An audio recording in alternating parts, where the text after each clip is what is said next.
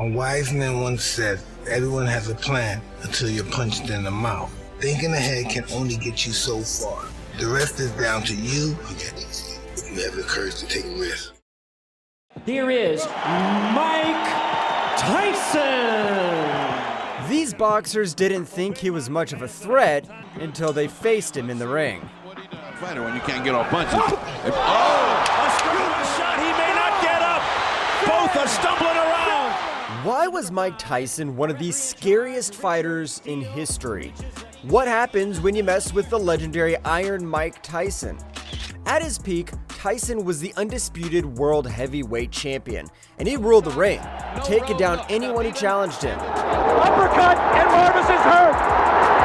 Razor is down. These are some cocky guys who disrespected Mike Tyson, and he destroyed them after. First up, we've got this fight against Andrew Golota in 2000. Before the fight, Golota was confident he would win. He claimed he would fight clean because he didn't need to fight dirty to win against Iron Mike. But boy, was he wrong. Let's do it right, touch him up, may the best man win. Can he keep his composure? Once the bell rang, Tyson wasted no time and went straight for Golota. There's a straight left hand right on the nose, a right hand. By the end of the round, Tyson caught Golota with a right cross, sending him to the mat.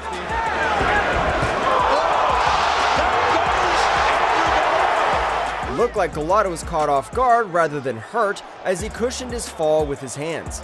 He quickly got back up, showing he was still in the fight. As the second round unfolded, it seemed Golota might just hang in there.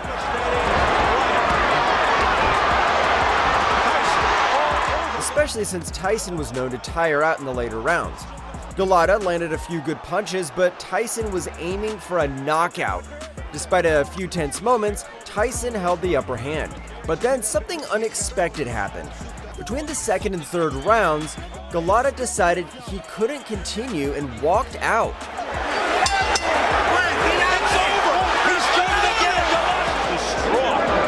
With this decision by their man, Andrew Golota, he wants to get that. First of all, it wasn't my day today, but I got a headbutt. It was a shocking move, and many were confused, especially for a fighter like Golota, known for his toughness.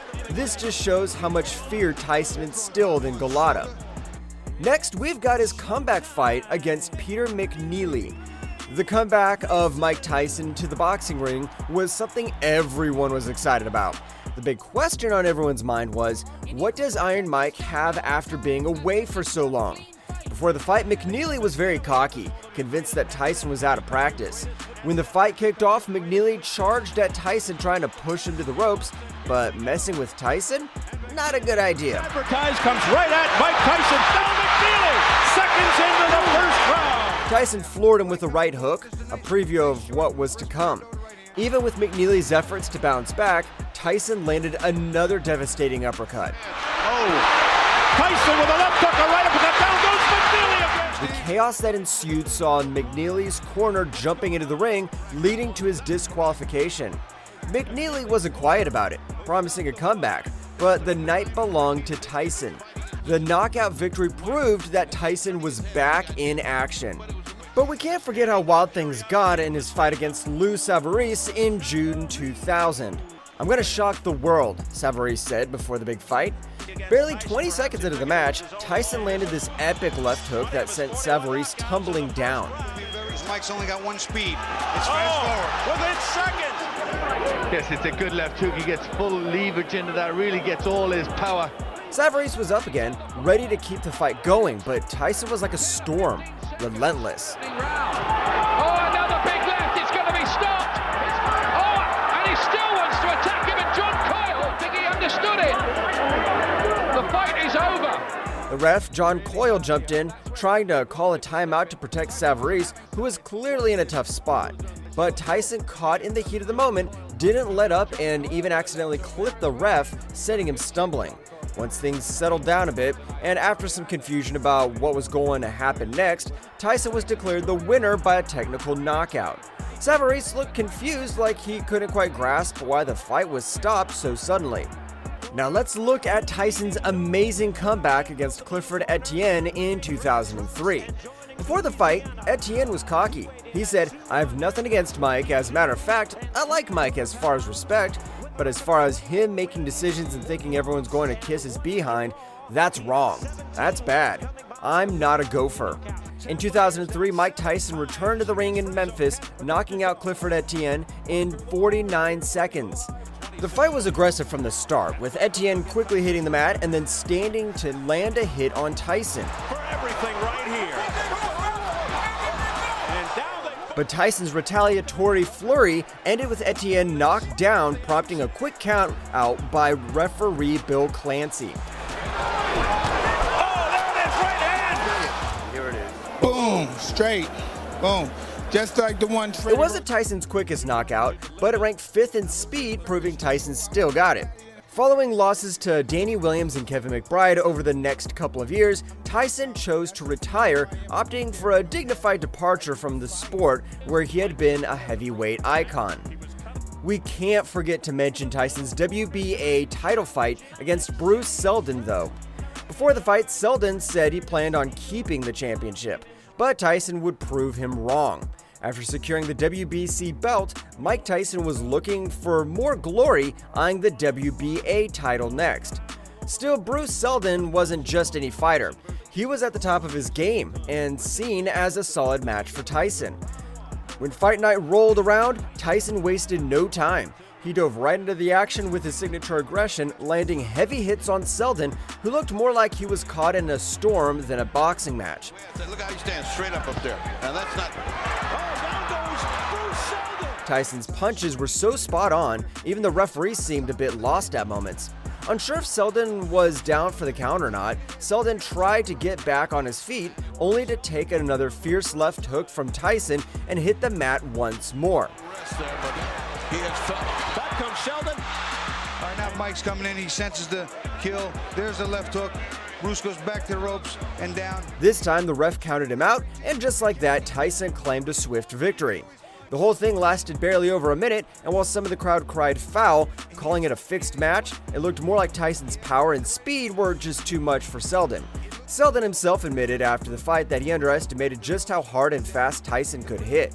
After facing off with Evander Holyfield and notching up a couple of losses, Mike Tyson was looking for a bit off his game compared to his prime in '95. Then came the fight with Francois Botha. Botha was way too confident before the fight. He said, "I know I could beat Mike Tyson. He has a lot of weaknesses, and I'm the guy to expose them." In his home country, Botha was a bit of a legend, a tough ex-champ who didn't back down from anyone. But Tyson? He was ready to show he still had it. This was Tyson's first fight back after a year and a half, thanks to a disqualification in his second match with Holyfield. Everyone was on the edge of their seats, wondering if Tyson could bounce back with his trademark knockout. But Botha wasn't going down without a fight. He put up a solid defense, dodging Tyson's moves with the finesse of someone who'd been in the ring with the best. Tyson tried to intimidate, even got a bit rough, grabbing Botha and twisting his arm in a moment that had everyone jumping up to intervene. Here we go again. Here come the corners. In the ring. As the rounds went on, Botha started getting cocky, dropping his guard and taunting Tyson. A bold move. Tyson, keeping up the pace, started landing more of his punches, showing flashes of his old self. Both the back, but it was off the shoulder. Now a left bind, and the crowd reacts. And loves it. I'll tell you what, I don't like fighters that just... By the 5th round, Tyson unleashed a powerful right that floored Botha, a punch so strong you could have wondered how these guys do it. Every shot fighter when you can't get off punches. Tyson's final victory came from behind, knocking out Botha when he was trailing on all the judges' scorecards. Finally, we've got his title fight against Frank Bruno. Bruno was a powerful opponent who defeated top fighters in the 80s and taken the title from Oliver McCall, who was seeking redemption from their 89 fight. He said he was going to knock Tyson out, but that moment never came. But Tyson dominated from the start, unsettling Bruno early on. Bruno aimed merely to endure, frequently attacking Tyson, which frustrated the referee. Tyson, more agile and precise than before, delivered a series of blows by the 3rd round, forcing Bruno to the ropes and reclaiming the WBC title. Expected. He said he's not looking for the Tyson opponent. Tyson laying it on, pouring it on, down goes. Post-fight, Bruno considered a rematch, but medical advice on potential vision loss due to the fight's impact forced him into retirement. That's all for what happened to everyone who underestimated Iron Mike Tyson. But if you want to check out some more UFC content, make sure to click on this next video.